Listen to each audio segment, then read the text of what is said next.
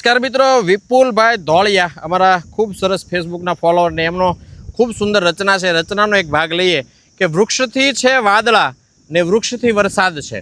વૃક્ષ હશે તો જ આકાશમાં વાદળાનું નિર્માણ થશે અને તો જ વરસાદ અહીં પડશે. તો વૃક્ષથી છે વાદળા ને વૃક્ષથી વરસાદ છે. વૃક્ષ છે તો મેઘનો ઘેઘુર રૂડો નાદ છે. આ અષાઢ શ્રાવણના મેહુલા મંડાય અને વાદળાની જે ગર્જના થાય, મેઘને જે ઘેઘુર થાય એનો રૂડો નાદ વૃક્ષથી સંભળાય. વૃક્ષ છે તો મેઘનો ઘેઘુર રૂડો નાદ છે. વૃક્ષ તો વસુંધરાનો અમૂલો શણગાર છે.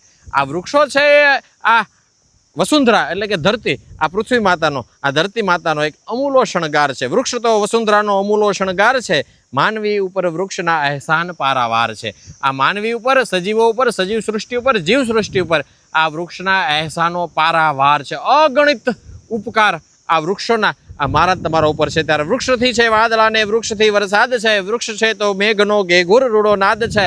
વૃક્ષ તો વસુંધરાનો અમૂલો શણગાર છે.